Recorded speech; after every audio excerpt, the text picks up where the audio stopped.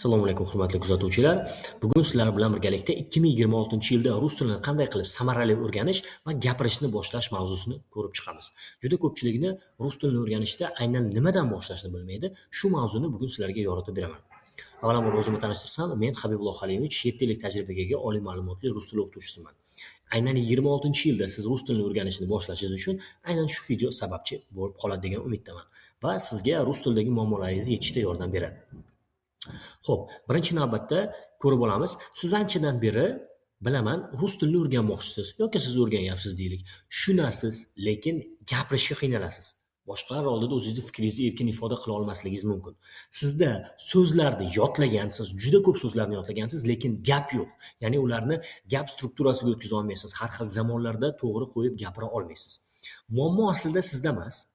Ya'ni bu yerda asosiy muammo sizga yillar davomida berilgan noto'g'ri metodikalarda. Ya'ni siz ko'p yillar davomida grammatik qoidalarni yodlagansiz, ularni o'rgangansiz, padejlarni yodlagansiz, zamonlarni yodlagansiz, lekin ularni qanday qilib gap strukturasiga aylantirishni, gap tuzishni o'rganmagansiz. Aynan shu muammo hisoblanadi sizdagi eng katta. Aynan 2026-yilda tilni umuman boshqacha o'rganish imkoniyati bor sizda. Ya'ni shunchaki yuztalab qoidalarni o'rganmasdan aniq darsliklar bo'yicha sizga qachonki shunchaki motivatsiya bo'lib qolsa emas, aniq struktura orqali o'rganish imkoniyatini sizga mana shu xarita orqali sizga ko'rsatib beraman. Xo'p, keling. Bugun siz bilan nimalarni ko'rib chiqishimizni mana bir qator kartada ko'rib olamiz. Rus tilini qanday o'rganish kerak? Mana shu savolga birinchi navbatda biz javob olamiz siz bilan birgalikda. Nimadan boshlash muhim? Ya'ni siz nimadan boshlasangiz vaqt yo'qotmaysiz va o'zingizni e'tiboringizni chalg'ishiga yo'l qo'ymaysiz. Samarali o'rganib, tezroq rus tilida gapirishni boshlaysiz. Qanday ketma-ketlikda o'rganishingiz kerak? Mana shu darsliklarni qanday ketma-ketlikda o'rgansangiz bu samaraliroq bo'ladi. Erkin gapirishni boshlashni ko'rib chiqamiz. Qanday qilib siz erkin gapira olasiz? Agar siz rus tilini ish uchun, o'qish uchun, hayotda muloqot qilish uchun yoki farzandlaringizga o'rgatish uchun o'rganmoqchi bo'lsangiz va sizga bu kerak bo'lsa, siz to'g'ri joydasiz va bu video aynan siz uchun. Hoziroq like ni bosib qo'ying va YouTube kanaliga obuna bo'lishni unutmang. Xo'p, birinchi navbatda biz ishni nimadan boshlashimiz kerak? Maqsadni aniqlashimiz kerak. Juda ko'pchilik rus tilini o'rganishim kerak deydi, lekin nimagaligi aniq emas. Sizni A va B nuqtalaringiz aniq bo'lishi kerak. Juda ko'pchilik qiladigan asosiy xato bu men rus tilini o'rganmoqchiman deb o'ylash. Bu mavhumlik hisoblanadi. Ya'ni bu maqsad emas. Sizda aniq maqsad bo'lishi kerak. Siz o'zingizga to'g'ri savol berasiz. Qayerda gapirishni istayman va nimani uddalashni xohlayman? Nimani o'rganmoqchisiz rus tilida? Qaysi maqsadda? Uni aniq bilib yozib qo'yishingiz kerak. Qaysi darajada gapirishni xohlaysiz yoki qaysi darajada rus tilini bilishni xohlaysiz? Hozirgi A nuqtangiz qanaqa? Mana shu joyda sizni hozirgi A nuqtangiz qanaqa? To'g'ri javob berish kerak. Siz hozir qaysi holatdasiz? Sizni A nuqtangiz qanaqa? Tushunaman, lekin gapira olmayman deyishingiz mumkin. Sizdagi holat shunday bo'lishi mumkin. Gapiraman, lekin xatolar bilan gapiraman deyishingiz mumkin. Deylik, gapirishdan oldin qo'rqaman. Xato qilishdan qo'rqishingiz mumkin. So'zlarni bilaman, lekin gap tuza olmayman. Sizni variantingiz qanaqa? Izohlarda yozib qoldirsangiz bo'ladi. Albatta, kirib fikrlaringizni ko'rib chiqaman. Sizni muammongiz qanaqa yoki sizni hozirgi A nuqtangiz qanaqa rus tili bo'yicha? Hozirroq izohlarga yozib qoldirsangiz bo'ladi. Endi navbatdagisi B nuqta. Siz qaysi natijaga erishmoqchisiz? Qaysi natija siz uchun yaxshi natija hisoblanadi? To'g'ri deylik mo'ljalga misollarni ko'rib chiqamiz. 3 oydan so'ng, misol uchun deylik, siz mijozlar bilan erkin muloqot qilishni xohlaysiz rus tilida. Ishda qo'rqmasdan gapirishni xohlaysiz yoki B1 darajadagi rus tilidan imtihonni topshirmoqchisiz. Siz agar deylik Rossiyada ishlamoqchi bo'lsangiz, patent imtihonlaridan yaxshi o'tmoqchisiz yoki haydovchilik guvohnomasini olmoqchisiz yoki o'zingizni ishingizda lavozimingizni oshirish uchun rus tilida mukammal gapirmoqchisiz, hujjatlar bilan ishlamoqchisiz yoki miyangizdagi fikrlarni tarjima qilmasdan turib, ularni o'zbek tilidan rus tiliga tarjima qilmasdan turib tushuntirishni xohlaysiz. Ana shu B nuqtangizni bitta aniq maqsadni hozirda daftaringizga yozib qo'ying. Mana shu videoni ko'rish davomida. Bu nima uchun kerak? Maqsadsiz o'qish sizdagi xaosni keltirib chiqaradi. Ya'ni xaos bu nima? Bu tartibsizlik, intizom yo'qligi. Siz aniq maqsad bo'lmagandan keyin miya qayoqqa qarab harakatlanayotganini bilmaydi. Ana shu aniq maqsadingizni yozasiz, sizni A nuqtangiz va B bormoqchi bo'lgan nuqtangiz bor, sizga berilayotgan aniq xarita bor. Mana shu xarita orqali harakatlanasiz va shunda miya nima uchun harakat qilayotganini va bu oxirida unga qanaqa natija olib kelishini aniq tushunishni boshlaydi. Mana shu narsa bizga muhim. Shu uchun hozirning o'zida maqsadingizni yozib qo'ying. 2026-yilda o'rganishni nimadan boshlash kerak? Birinchi savol. Quyidagilardan boshlamaslik kerak. E'tibor bering, nimadan boshlamaslik kerak degan savolga birinchi javob olyapmiz. Barcha kelishiklardan, ya'ni padejlardan, juda ko'pchilik padejlardan davr, ya'ni bu zamonlardan boshlab oladi juda ko'pchilik. Murakkab grammatikani ikir-chikirgacha o'rganishga harakat qiladi. Mukammal talaffuzga intiladi. Boshlang'ich holatda bu narsa sizga to'sqinlik qilishi mumkin. Mana shu narsaga e'tibor berish kerak. Nimadan boshlash kerak endi? Birinchi navbatda siz nutqdan boshlashingiz kerak. Ya'ni gapirishdan boshlash kerak. Rus tilini asosiy deylik 3 ta bazasini olasiz. Birinchi navbatda sizda tayyor so'zlashuv deylik qo'llanmalari, qurilmalari bo'lishi mumkin. So'zlar emas, balki iboralardan olasiz. Bu nima degani? Siz so'zlar yodlab o'rgangansiz, lekin ularni endi ishlata olmaysiz. Deylik, o'ylaymanki, я думаю, что ты хороший человек. O'ylaymanki, sen yaxshi odamsan, deyishingiz mumkin. Я думаю, что мне нужно изучать русский язык. O'ylaymanki, men rus tilini o'rganishim kerak. Rus tilini o'rganishim kerak deb o'ylayman. Desangiz ham bo'ladi. Ya'ni tarjimani siz mazmundan qilasiz. Menga kerak, deylik. Мне нужно идти. Men ketishim kerak. Да? Мне нужна машина. Menga mashina kerak. Мне нужно изучить русский язык. Men rus tilini o'rganishim kerak. Да? Мне нужен русский язык. Menga rus tili kerak. Aytmoqchimanki, я хочу сказать что? Я хочу сказать, что вы хороший человек. Aytmoqchimanki, siz yaxshi odamsiz. Da? deydigan bo'lsak. Gap shundaki, дело в том, что gap shundaki, bugun meni vaqtim yo'q. Дело в том, что у меня сегодня нет времени. Дело в том, что у меня сегодня нет времени. Gap konstruksiyasiga o'tib ketasiz. Shunda sizga jarayon osonlashadi. Xo'p, davom etamiz. Men roziman yoki rozi emasman deysiz. Ya'ni согласен с тобой. Men seni fikringga qo'shilmayman, ya'ni mana shu fikrga qo'shilmayman. Yoki men rozi emasman desangiz ham, ya'ni umumiy holatda siz qo'shilmagan fikrda bo'lasiz. Yoki ayollar согласна deydi. Ya, согласна или не согласна. Fikrga qo'shilaman, qo'shilmayman yoki roziman, rozi emasman ma'nosida. Bu umumiy holatda nutqni qurilishdagi, jarayonda qurib borishdagi bloklar hisoblanadi. Mana shu bloklarni yechish orqali siz tezroq gapirishingiz mumkin. Ya'ni siz mana shu iboralardan kundalik ravishda foydalanib borishingiz samaraliroq yechim hisoblanadi siz uchun. Xo'p.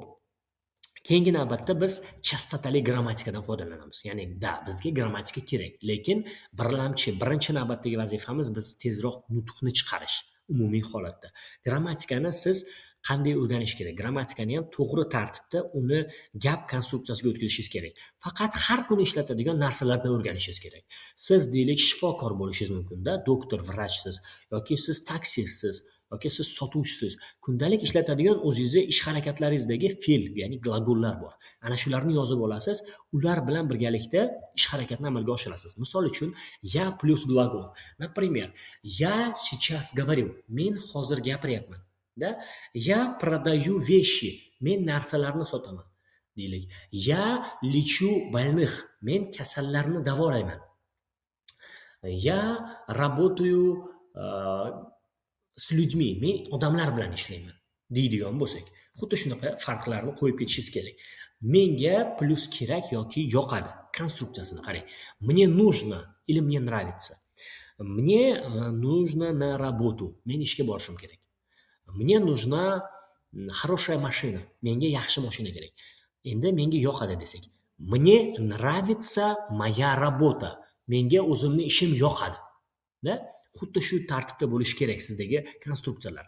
Va na predloglari bilan birgalikda qayerda savoliga javob beradigan bo'lsak, в школе, в доме, на работе, на улице, да? Где? Ya'ni qayerda bo'lsa. Я сейчас в школе, допустим. Я сейчас на работе. Да? Я gulayu na улице или по улице. Ko'cha bo'ylab deydigan bo'lsak ham, ko'chada deydigan bo'lsak ham, mana shu konstruksiyalarni ishlatish kerak. Kim bilan deydigan bo'lsak endi. S kim? S другом, с подругой, с детьми.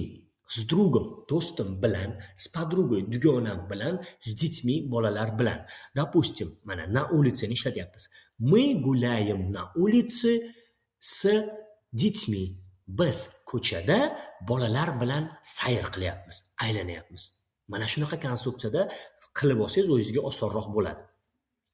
Barcha qoidalarni emas, balki siz 20% o'zingizga kerakli qoidalarni bilsangiz, ya'ni umumiy holatda 20% bilsangiz yetarli bo'ladi grammatikada.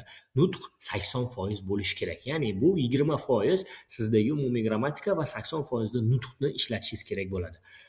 Keyingi navbatda faol grammatika, faol nutq lug'atlar kerak bo'ladi sizga. Grammatika umumiy holatda bu deylik 3000 ta so'zni bilishingiz shart emas siz.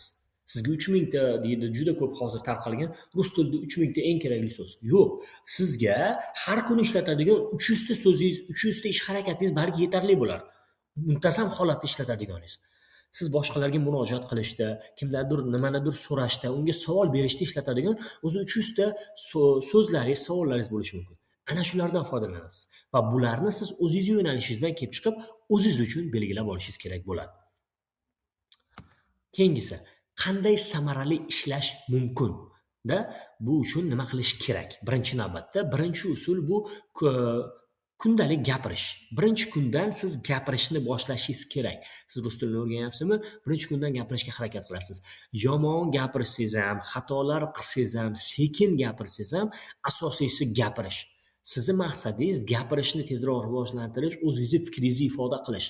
Birinchi kundan shuni boshlashingiz kerak. Xatolar qilishdan qo'rqmaslik kerak. Chunki xatolar bu o'sishingiz kaliti hisoblanadi. Bu rivojlanish kaliti. Shuning uchun xatolar qilishdan qo'rqmasligingiz kerak bo'ladi. Ikkinchi usul mikro amaliyot. Har kuni mikro amaliyot qilasiz. Bu nima degani? Ya'ni kichik amaliyot degani. Haftada 2 soat emas, har kuni 20-30 daqiqadan shug'ullansangiz, bu samaraliroq bo'ladi. Misol uchun 5 daqiqa iboralarni takrorlaysiz. Biz quyida bundan oldingi slaydlarimizda iboralarni keltirdik. Мне нужно идти на работу, я хочу пить, да? Мне нужна хорошая работа, shu kabi iboralarni, da? Передайте что-то, nimanidir berib yuboring deydigan bo'lsangiz. 10 daqiqa ovoz chiqarib gapirasiz. Mana shu hozirgi aytgan fikrlarni, iboralarni siz ovoz chiqarib talaffuz qilasiz. U narsalarni, iboralarni siz eshitib, tinglab talaffuz qilsangiz yanada yaxshi. Undan tashqari yana 10 daqiqa siz audio tinglashingiz mumkin. Bu dialoglar bo'lishi mumkin. Qisqa, sekin ritmdagi bo'lgan dialoglarni tinglashingiz kerak bo'ladi audio. Mana shu tarzda siz o'zingizga 20, 25, 30 daqiqalik har kunlik mashqlarni qilib borsangiz, bu tizimli ravishda sizga natijasini berishni boshlaydi. Uchinchi usul so'zlar bilan emas, balki iboralar bilan fikrlash. Biz juda ko'p aynan shu iboralar haqida gapiryapmiz, chunki yaxlib alohida so'zlarni olganingizda ularning samarasi juda kam, chunki siz ularni o'zgartira olmaysiz. Sizga shuning uchun ko'proq iboralar kerak. Misol uchun, работа ish deb emas, shunchaki я работаю deylik na zavodi. Men zavodda ishlayman. Я работаю в школе. Men maktabda ishlayman. Я работаю в поликлинике. Men poliklinikada ishlayman. Да? Я ищу работу. Men ish izlayapman. У меня есть работа. Meni ishim bor. У меня есть дети. Meni farzandlarim bor. Mana shunaqa iboralar bilan siz fikrlashni boshlashingiz kerak bo'ladi. To'rtinchi usul soyali takrorlash, ya'ni bu shadowing texnikasi hisoblanadi. Bunda siz nima qilasiz? Siz birinchi tinglaysiz, uni ortidan darhol ovoz chiqarib takrorlaysiz. Ana shu tushungan narsalaringiz takrorlashingiz kerak bo'ladi. Siz unga taqlid qilgan hisoblanasiz shunda. Shunday qilib siz shunchaki men rus tilini bilaman emas, gapirishni o'rganaman pozitsiyasiga o'tasiz va gapirishni o'rganishni boshlaysiz shu joydan siz. Xo'p, keyingisi. Bu yerda nima muhim? Motivatsiyaga umid qilmaslik. Juda ko'pchilik motivatsiyam tushib ketib qoladi, motivatsiyam yetishmay qoladi, boshlayman, tashlab yuboraman deydi. Motivatsiyaga umid qilmaslik kerak. Muhim sizlar uchun haqiqat. Motivatsiya uzoq muddatga ishlamaydi. Chunki til o'rganish jarayon bu qisqa muddat oladigan jarayon emas. Siz uzoq muddatli reja qilishingiz kerak. Shuning uchun sizga motivatsiya emas, bu yerda intizom va tizimli ishlash, takrorlash ko'proq sizga yordam beradi. Motivatsiyani unuting umuman. Ya'ni qachonki kayfiyatim bo'lib qolsa, o'rgangim kelib qolsa, bir og'riqli joyda, biror joyda rus tilida qiynalib qolsam, keyin takrorlab olaman, motivatsiyam kelib ketganda desangiz, xato qilasiz. Motivatsiyadan umid qilmang umuman. Mana shu narsani o'zingizga aniqlab, belgilab oling. Samarali yechim sizga nima bo'ladi bu yerda? Birinchi navbatda nutq, keyin grammatika. Ya'ni nutqni o'rgandingiz, grammatikani qo'shib ketasiz degani bu yerda. Umuman grammatikani o'rganmaysiz degani emas. Nutq bilan birgalikda grammatikani qo'shib ketasiz. Birinchi navbatda oddiy gaplar, keyin murakkab gaplar va qoidalarni o'rganasiz. Birinchi siz oddiy narsalarni o'rganasiz, keyin murakkablik jihatdan tepaga chiqib borasiz. Ya'ni siz tez ishlatadigan, kundalik ravishda tez ishlatadigan fe'llaringizdan, ish harakatlaringizdan foydalanib, oddiy iboralardan foydalanib gapirishni boshlaysiz, savollar berishni boshlaysiz. Mana shu siz uchun yechim bo'ladi. Keyinchalik kamdan kam uchraydigan iboralardan, glagol fe'llardan foydalansangiz bo'ladi. Shuning uchun boshida oddiy narsalardan boshlash kerak. O'zingizni qiynab murakkab narsalardan, fe'llardan foydalanmang. Tak, dars. Bu yerda haftalik mini rejani ko'rishingiz mumkin. O'zingizga haftalik shu tartibda mini reja tuzib oling. Har kuni bir xil vaqtda, o'zingizga vaqtni belgilangan holatda, mana shu vaqtda sizni hech kim bezovta qilmasin. Deylik, birinchi, ikkinchi kun iboralar plus eshitish, dialoglarni qilasiz. 3-4 kun iboralar plus nutq, gapirishni qo'shasiz. 5-kun kichik dialoglarni qo'shasiz. Kim bilandir gapirishni boshlashingiz kerak. 6-kun takrorlash. Ana shu 5 kun davomida o'rgangan narsalaringizni takrorlaysiz. 7-kunda erkin nutqda 10 daqiqa shunchaki gapirasiz. Ana shu o'rgangan narsalaringizni, bir hafta davomida o'rgangan narsalaringizni shunchaki gapirasiz. Uni menga o'xshab mana hozir video yozyapman, xuddi shunaqa videoga yozib olishga harakat qilasiz. U videoyingizni qayta eshitib ko'rasiz keyin. Xatolaringizni tushunishni boshlaysiz. Yoki bitta o'qituvchingizga, ustozingizga yuborasizda, u sizga xatolaringizni tekshirib beradi. Asosiy qoida, xohlayman, xohlamayman deb o'ylamaslik. Umuman o'ylamaslik. Shunchaki reja bo'yicha bajarish, harakat qilishingiz kerak. Aytib o'tganimdek, yuqorida motivatsiyadan umid qilmang umuman. Motivatsiya yo'q. U tushib o'ynaydi va unga intilib, siz unga ishonib o'rganadigan bo'lsangiz, hali beri rus tilida gapira olmaysiz. Shuning uchun intizom bilan, siz aniq reja bilan harakatlanishni boshlashingiz kerak bo'ladi. Xo'p, mukammal rus tilisiz qanday gapirishni boshlash mumkin deyishingiz mumkin. Ya'ni grammatikani bilmasdan gapira olamanmi? Ha, gapira olasiz. Bolalar odatda qanday gapiradi? Misol uchun, yosh bolalar, ular doim taqlid qiladi. Biz gapirganimizni eshitadi, deyliga, ular keyin bizni ortimizdan takrorlaydi. Xato qiladi, biz to'g'rilaymiz, ular takrorlaydi. Xuddi shunaqa bo'ladi. O'zingizga ruxsat berishingiz kerak. Xato qilishga, noto'g'ri gapirishga, so'zlarni unutib qo'yishga, bilmaslikka, pauza bo'lib qolishiga ruxsat berishingiz kerak. Mana shu narsalarga ruxsat berganingizdan keyin sizda o'rganishga ochilasiz. Ya'ni blok ochiladi sizda. Agar siz mukammallikka intiladigan bo'lsangiz, boshidan bu sizga umumiy taraqqiyotingizga, rivojlanishingizga to'sqinlik qiladi va bu sizni eng katta dushmaningiz hisoblanadi. Agar ideal pozitsiyani tutganimda, mana shu video ham sizlar uchun yozilmayotgan bo'lardi. Deylik, chiroyli fonim bo'lish kerak deganimda yoki men professional kamerada olishim kerak, chiroyli slaydlar qilishim kerak deb o'ylaganimda, mana shu video darslik ham sizlarga yozilmagan bo'lardi. Va sizlar bundan foyda ola olmasliginglar mumkin edi. Men ideallikni kutmadim, bor resurslardan foydalandim va siz uchun mana shu darslikni yozyapman. Shuning uchun bor narsani o'zingizga xato qilishga ruxsat berib, jarayonni asosiysi muhimi boshlash. 2026-yilda rus tili bu shunchaki grammatikani yodlash emas. Hozir biz boshqa zamonda yashayapmiz. Qo'rquvlarga taslim bo'lmasdan, qo'limdan kelmaydi demasdan, siz o'zingizga tizimli ravishda, muntazamlik bilan harakat qilishni, nutq amaliyotini yo'lga qo'yishni boshlashingiz kerak. Mana shu sizni katta yutuqingiz bo'ladi, boshqalardan ko'ra. 26-yil kirib keldi. Bu videoni siz ko'rib turibsiz va siz rus tilini o'rganishni bugundan, mana shu darsni ko'rganingizdan keyinroq boshlashingiz kerak. Va bu uchun albatta o'zingizga men berib o'tgan ketma-ketlikdagi darslarni, rejalarni tuzib olishingiz kerak bo'ladi.